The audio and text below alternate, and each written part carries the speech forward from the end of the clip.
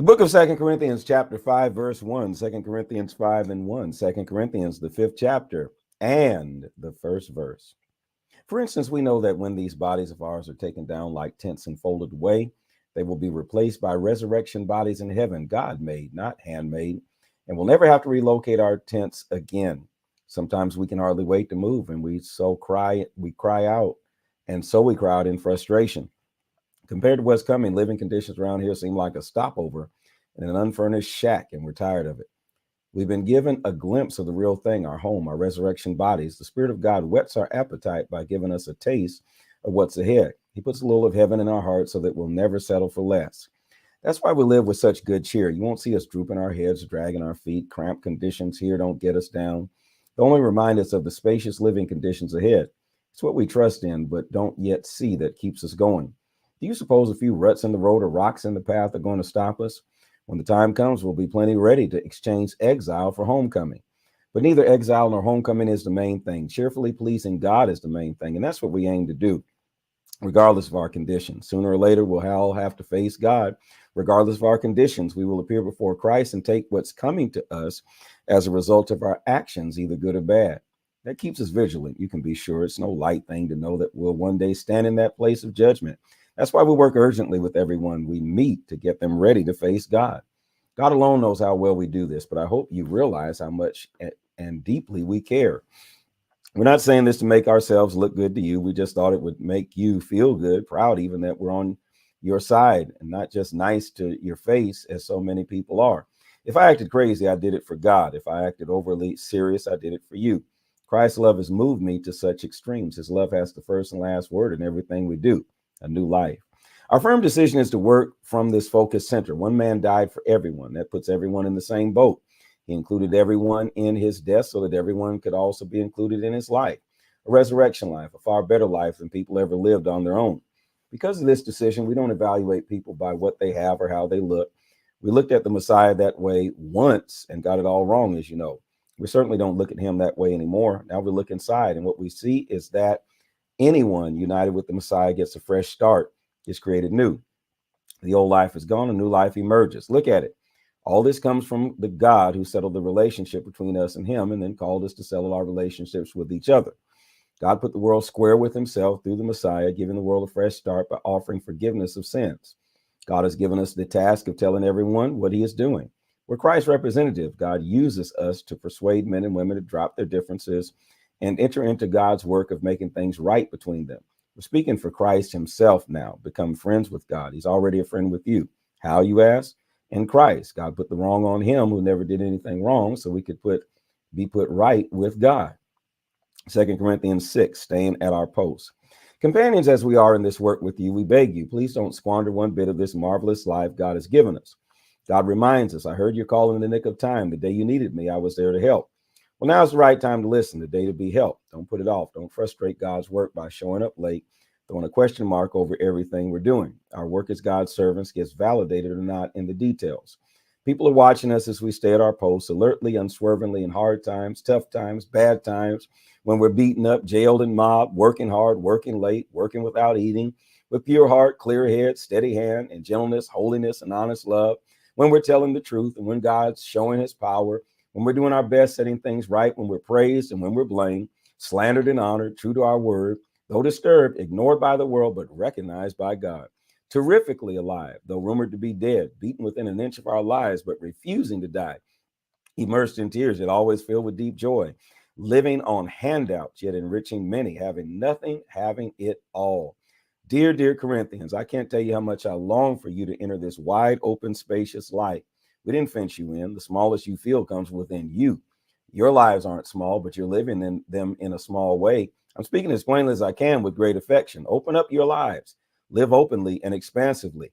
Don't become partners with those who reject God. How can you make a partnership out of right and wrong? That's not partnership, that's war.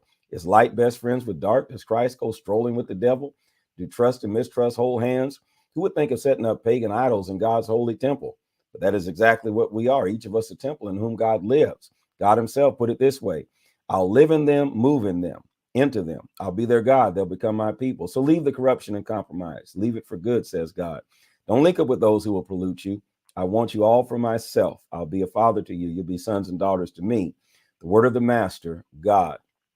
2 Corinthians chapter 7. With promises like this, pull us on, dear friends. Let's make a clean break with everything that defiles or distracts us, both within and without. Let's make our entire lives fit in holy temples for the worship of God. More passionate, more responsible. Trust us, we've never hurt a soul, never exploited or taken advantage of anyone. Don't think I'm finding fault with you. I told you earlier that I'm with you all the way, no matter what. I have, in fact, the greatest confidence in you. If only you knew how proud I am of you. I'm overwhelmed with joy despite all our troubles. When we arrived in Macedonia province, we couldn't settle down. The fights in the church and the fears in our hearts kept us on pins and needles. We couldn't relax because we didn't know how it would turn out. Then the God who lifts up the downcast lifted our heads and our hearts with the arrival of Titus. We were glad just to see him, but the true reassurance came in what he told us about you, how much you cared, how much you grieved, how concerned you were for me. I went from worry to tranquility in no time. I know I distressed you greatly with my letter, although I felt awful at the time. I don't feel all that bad now that I see how it turned out. The letter upset you, but only for a while. Now I'm glad, not that you were upset, but that you were jarred into turning things around. You let the distress bring you to God, not drive you from him. The result was all gain, no loss. Distress that drives us to God does that. It turns us around. It gets us back in the way of salvation. We never regret that kind of pain. But those who let distress drive them away from God are full of regrets. They end up on a deathbed of regrets. Now, isn't it wonderful all the ways in which this distress has goaded you closer to God? You're more alive, more concerned, more sensitive, more reverent, more human, more passionate, more responsible. Look at it from any angle. You come out of this with purity of heart. And that's what I was hoping for in the first place when I wrote the letter. My primary concern was not for the one who did the wrong or even the one wronged, but for you, that you realize and act upon the deep, deep ties between us before God. That's what happened, and we felt just great. And then when we saw how Titus felt, his exuberance over your response, our joy doubled. It was wonderful to see how revived and refreshed he was by everything you did. If I went out on a limb and telling Titus how great I thought you were, you didn't cut off that limb.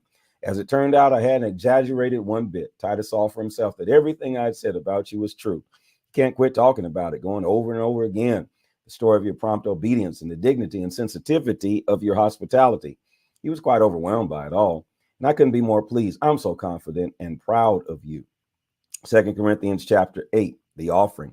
Now, friends, I want to report on the surprising and generous raise in which God is working in the churches in Macedonia province. Fierce troubles came down on the people of those churches, pushing them to the very limit.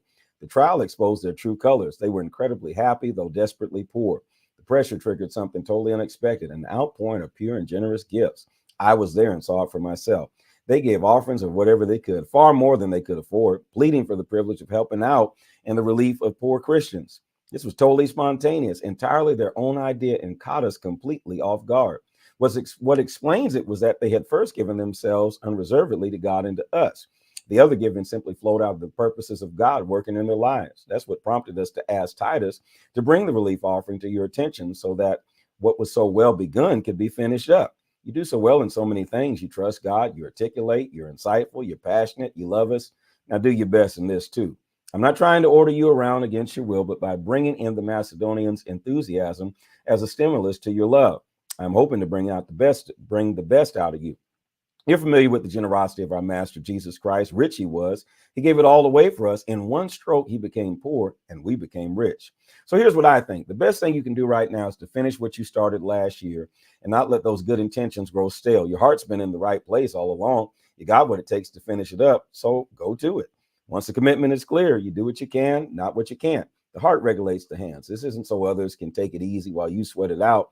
No, you're shoulder to shoulder with them all the way. Your surplus matching their deficit, their surplus matching your deficit. In the end, you come out even, as it is written.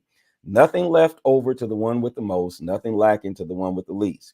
I thank God for giving Titus the same devoted concern for you that I have. He was most considerate of how we felt, but his eagerness to go to you and help out with the relief offering is his own idea. We're sending a companion along with him, someone very popular in the churches for his preaching of the message, but there's far more to him than popularity. He's rock solid, trustworthy. The church has handpicked him to go with us as we travel about doing this work of sharing God's gift to honor God as well as we can, taking every precaution against scandal. We don't want anyone suspecting us of taking one penny of this money for ourselves. We're being as careful in our reputation with the public as in our reputation with God. That's why we're sending another trusted friend along. He's proved his dependability many times over and carries on as energetically as the day he started. He's heard much about you and liked what he's heard, so much so that he can't wait to get there. I don't need to say anything further about Titus. We've been close associates in this work of serving for a long time. The brothers who travel with him are delegates from churches, a real credit to Christ.